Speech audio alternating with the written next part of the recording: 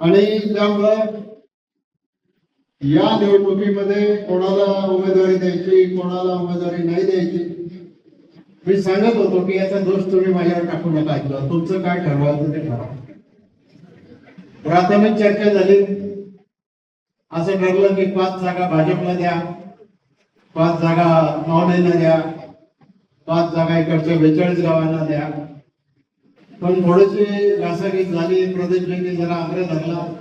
आम्ही पण म्हटलं जाऊ दे, मोठा भाऊ आहे सत्तेतला, एक जागा त्यांना जास्त दिली. आम्ही 42 गावात 4च जागा केल्या. आम्हाला जागा दिल्या, सगळ्यांना जागा दिल्या. आता आम्हाला तुम्ही म्हटले की ही पुणे जिल्ह्यातली सगळ्यात श्रीमंत मार्केट कमिटी. मला माहिती नाही, माझी माहिती थोडी वेगळी, पण माझी माहिती आता या निवडणुकीच्या प्रक्रियेमध्ये माझ्या लक्षात आलं. मार्केट कमिटी श्रीमंत आहे की नाही मला माहिती नाही, पण पॅनलचे उमेदवार मात्र सगळे श्रीमंत आहे. चांगली माणसं आहे, त्यांचा प्रचार करायलाच मी आलोय. पण ठीक आहे, शेवटी हे जे काही निकष असतात तर हे निकष लावून आपण त्या ठिकाणी उमेदवारी दिली पाहिजे. आता झालं, उमेदवार दिल्या, उमेदवार ठरले. उद्यापासून प्रचार सुरू करायचा आहे. आणि तो प्रचार सुरू करत असताना माझं तर मत असं आहे की एखादी संस्था हातात आली काय नाही आली काय फार फरक पडत नाही, पण या वेळेला निवडणुकीचं गणित आणि पैशाचं गणित मांडलं ज्या वेळेला जातं त्यावेळेला ती लोकशाहीसाठी धोक्याची घटना आहे. आणि म्हणून आज आम्ही आंबेगावमध्ये कारखान्याच्या निवडणुका लढवतो. आमच्या बहुतेक निवडणुका बिनविरोध झालेल्या आहेत. शेतकऱ्यांना माहिती आहे आपलं हित कशामध्ये. आम्ही मार्केट कमिटीची निवडणूक लढवतो. कधी तिथं पैसा वापरावा लागत नाही.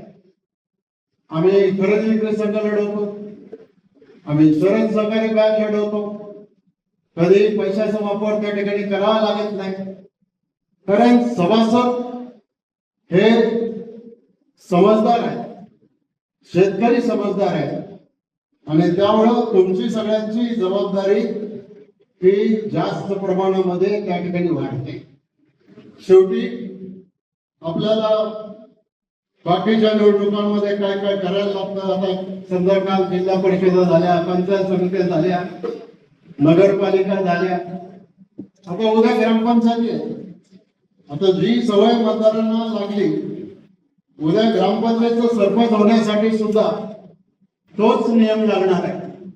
आणि त्यामुळं याच्यातून जर आपल्याला बाहेर पडायचं असेल आणि खऱ्या अर्थानं आपल्याला विकास करायचा असेल, खऱ्या अर्थाने आपल्याला पुढे जायचं असेल तर या गोष्टी करणं अधिक महत्वाचं आहे. आणि म्हणून माझी आपल्याला सगळ्यांना विनंती की आपल्याला डोळ्यासमोर आपलं एकच लक्ष असलं पाहिजे, ते म्हणजे मार्केट कमिटी आणि मार्केट कमिटीचा विकास. आणि त्याच्या बरोबरीनं सगळ्यात महत्वाचा घटक म्हणजे शेतकरी असला पाहिजे. शेतकऱ्याला मालाला भाव मिळाला पाहिजे, त्याच्यासाठी आवश्यक असणाऱ्या सुविधा केल्या पाहिजे. हे करायचं काम उद्या निवडून जाणाऱ्या संचालक मंडळाने त्या ठिकाणी करायला पाहिजे.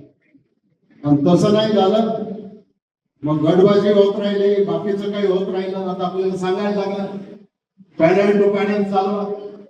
पण आबा अख्खं पॅनल जरी निवडून आलं ना तरी गावडे साहेब नंतर काय होतं माहिती आपल्याला. चेअरमन करायच्या वेळेला या मंदिरात जा, त्या मंदिरात जा, भीमाशंकरला जा, इकडं जा, तिकडं जा.